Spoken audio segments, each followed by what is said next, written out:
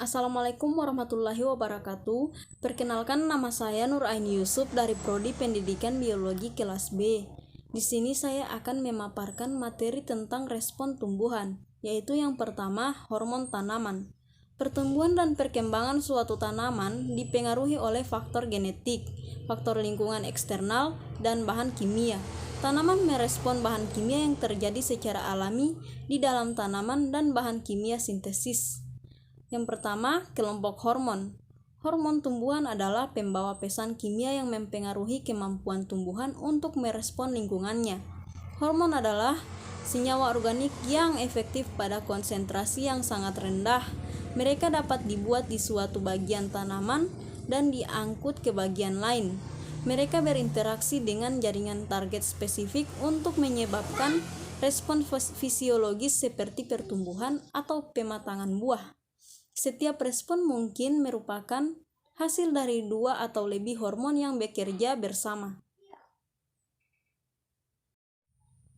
Yang kedua yaitu auksin. Auksin adalah hormon yang terlibat dalam pemanjangan sel tumbuhan, pertumbuhan tunas dan rutin. Auksin alami yang terkenal adalah asam indoleusitik atau IAA. Mengembangkan biji menghasilkan IAA yang merangsang perkembangan struktur berdaging seperti buah. Percobaan dengan stroberi ditunjukkan memberikan satu bentuk bukti eksperimental tentang peran IAA pada tanaman. Penghapusan bagian yang mengandung biji dan buah. Stroberi mempunyai struktur berdaging membesar. Namun, jika IAA kemudian diterapkan, stroberi membesar secara normal. Auksin sintesis penting lainnya adalah 2,4-D yang merupakan gulma pembunuh. Pada konsentrasi tertentu, ia membunuh dikotil seperti dandelion tanpa melukai monokotil, seperti rumput dan tanaman sereal. Mengingat ketergantungan kita pada sereal untuk makanan, 2,4-D telah diimpor ke pertanian. Agen oranye campuran 2,4-D dan lainnya auksin digunakan untuk menggondoli hutan di perang Vietnam. Non-auksin kontaminan di agen oranye diduga telah menyebabkan kesehatan masalah pada banyak orang yang terkena itu. Kemudian yang ketiga ada giberelin. Giberelin memiliki banyak efek pada tanaman, tetapi mereka terutama merangsang pertumbuhan pemanjangan yang terlambat. Penyemprotan beberapa tanaman dengan giberelin dapat menyebabkan mereka tumbuh lebih besar dari biasanya. Seperti auksin, giberelin adalah hormon yang memiliki aplikasi komersial yang penting. Banyak anggur tanpa biji disemprot dengan giberelin untuk meningkatkan ukuran anggur. Buah pembuat bir menggunakan giberelin untuk meningkatkan kandungan alkohol bir dengan meningkatkan jumlah pati yang diubah menjadi gula di proses pembuatan bir. Giberelin juga digunakan untuk merawat benih karena mereka mematahkan dormansi benih dan mendorong perkecambahan seragam. Keempat, etilen.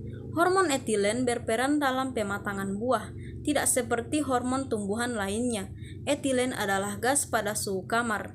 Gas etilen berdifusi dengan mudah melalui udara dari satu pabrik ke pabrik lainnya.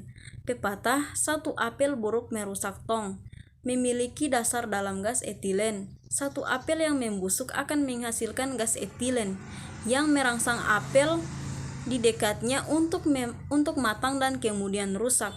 Pada beberapa spesies tanaman, etilen menyebabkan absisi, pelepasan daun, bunga atau buah.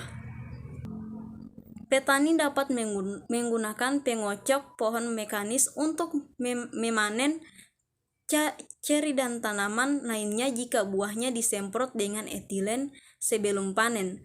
Absisi daun dapat menjadi keuntungan adaptif.